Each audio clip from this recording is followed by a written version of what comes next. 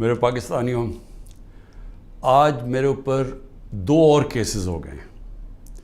میں 150 تو کراس کر ہی چکا تھا۔ 6 کیسز جب میں جیل کے اندر تھا، جب میں نظر بند تھا، اس وقت میرے اوپر 6 اور کیسز کیے گئے اور آج 2 اور کیسز آ گئے ہیں۔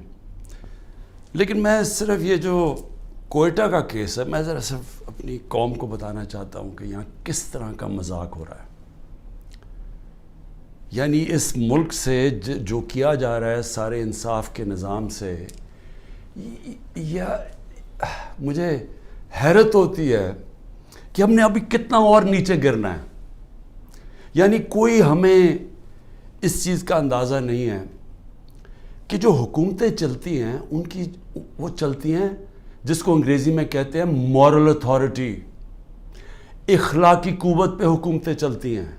اور جمہوریت تو چلتی اخلاقی قوت پہ ہے، کیونکہ جمہوریت کے پاس تو فوج نہیں ہوتی۔ جدھر سے ہم نے یہ سسٹم لیا ہے، یہ جو پارلیمنٹری ڈیموکریسی کا ہے، وہ برطانیہ ہے۔ برطانیہ کے اندر صرف ان کی اخلاقیات دیکھ لیں کہ ان کا پرائم منسٹر بورس جانسن جو بھاری اکثریت سے جیتا تھا، صرف ایک چیز کے اوپر کہ جی اس نے کرونا کے دنوں میں جب سوشل ڈسٹنسنگ تھی، جب لوگوں کو کہا تھا اکٹھے نہ ہو، اس نے اپنی آفس کے بعد لوگوں کو جمع کر لیا۔ اس کے اوپر ایک پرائم منسٹر بھاری اکثریت سے جیتا ہوا ادھر سے شروع ہوا اور اس کو ریزائن کروایا پرائم منسٹرشپ سے۔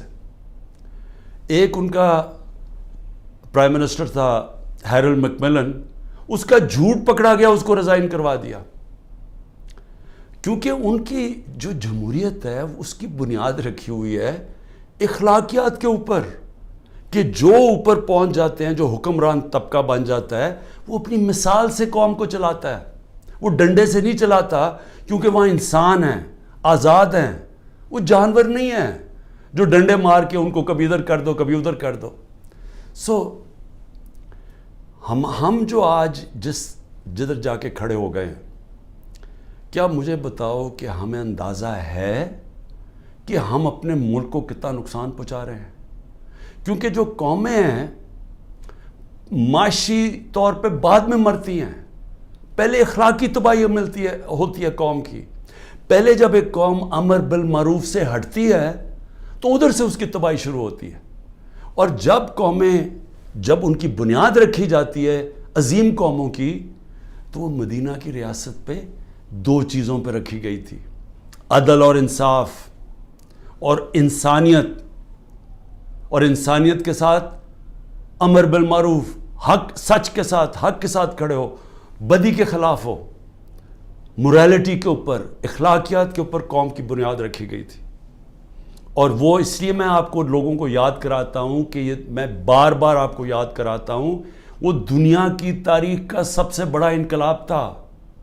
ہوا ہی نہیں ہے دنیا میں ایسے کہ جن لوگوں کی حیثیت ہی نہ ہو، وہ 2 سپر پاورز کو 15 سال کے اندر 2 سپر پاورز، ہجرت کے بعد 622 جب ہجرت کی میرے نبی صلی اللہ علیہ وسلم نے، اس کے بعد 636 اور 27 میں 2 سپر پاورز ان کے سامنے گھٹنے ٹیک گئی۔ تو کوئی انقلاب کس چیز پہ آیا تھا؟ فکری انقلاب تھا، وہ ہتھیاروں سے نہیں آیا تھا، لوگ بدل گئے تھے۔ اور آج ہم ذرا صرف دیکھ لیں کہ وہ ملک، واحد ملک دنیا میں اسلام کے نام پہ بنا تھا پاکستان، کوئی اور ملک اسلام کے نام پہ نہیں بنا۔ ہماری بنیاد ہی رکھی گئی تھی اسلام پہ، اور ہمارے جو فاؤنڈنگ فادرز تھے انہوں نے ہماری جو قرارداد مقاصد کے اندر انہوں نے کہا تھا کہ ہم ہوں گے اسلامی فلاحی ریاست جو کہ مدینہ کے طرز پہ چلے گی۔ اب میں ادھر سے جدھر ہم پہنچ گئے ہیں، 10,000 لوگوں کو پکڑا ہوا ہے تحریک انصاف کے، بری طرح ان کو رکھا گیا ہے۔ جس طرح جو کہانیاں سنائی دیتی ہیں کہ ایسے ایسے ان سے کیا گیا، کھانا نہیں دیا گیا، ان کے پیٹ خراب ہو گئے، جو گندا پانی ہے جو دیا گیا ان کو جدھر 20 لوگ آتے ہیں وہاں 60 لوگوں کو بھرا ہوا. جس چکی کے اندر ایک آدمی جاتا ہے اور وہ چکی کے اندر وہ چکی جو ڈیتھ سیل جسے کہتے ہیں ادھر 6 لوگوں کو گھسایا ہوا ہے انہوں نے. تو یہ ایک سیاسی کارکنوں کے اوپر جو ظلم ہو رہا ہے, یعنی یہ کبھی پاکستان میں ایسے ہوا ہے؟ تھوڑے سے لوگوں کو پکڑا گیا. مجھے یہ پتہ ہے کہ جنرل ضیاء الحق کے زمانے میں اتنی تعداد میں تھوڑے سے لوگوں کو پکڑا ہے اور انہوں نے بھی مشکل وقت گزارا ہے. لیکن 10,000 لوگوں کو پکڑ لینا اور ہر روز ان کے گھروں میں گھس جانا جو کہ چھپے ہوئے ہیں, ان کے گھر توڑ دینا, ان کے رشتہ داروں کو اٹھا کے لے جانا, جس کو میں پھر سے کولیکٹیو پنشمنٹ کہتے ہیں. یہ صرف آج اسرائیل کرتا ہے فلسطینیوں سے اور مقبوضہ کشمیر میں کیا جاتا ہے کشمیریوں سے, لیکن اپنے لوگوں سے کوئی دنیا کا ملک یہ نہیں کرتا. ہاں, پرانے زمانے میں ہٹلر نے کیا تھا اپنے لوگوں سے جس کو کلیکٹیو پنشمنٹ, کہ اگر آپ کا جس کے پیچھے گئے وہ نہ ملے تو کسی خاندان میں سے بھی لوگوں کو پکڑ لو. اور یہ پھر اسٹالن کی جو سوویت یونین تھی وہ بھی بڑا ایک خوفناک قسم کا دور تھا, ادھر ہوتا تھا.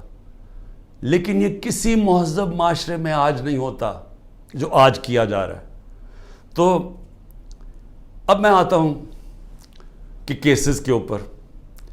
کیسز کیا بن رہے ہیں لوگوں کے اوپر.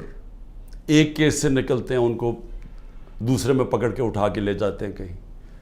عمران ریاض اس ملک کا وہ صحافی تھا جس کو یوٹیوب پہ سب سے زیادہ دیکھا جاتا تھا. اس کا ابھی تک پتہ ہی نہیں وہ کدھر ہے, اور ہم سب کو خوف ہے کہ اس کے اوپر تشدد اتنا کیا ہے کہ یہ اس کو سامنے نہیں لے کے آ رہے. عدالتیں بلا رہی ہیں وہ نہیں آ رہا. اور جو پھر ہماری عدالتوں سے ہو رہا ہے اس وقت, بالکل عدالتوں کو انہوں نے ایسا کیا کہ ان کی کوئی حیثیت ہی نہیں ہے. سپریم کورٹ کا فیصلہ ہوتا ہے آئین کے مطابق, ہم آئین کے مطابق فیصلہ کرتے ہیں. 14 مئی کو الیکشن ہونا تھا 90 دن کے اندر, آئین کہتا ہے.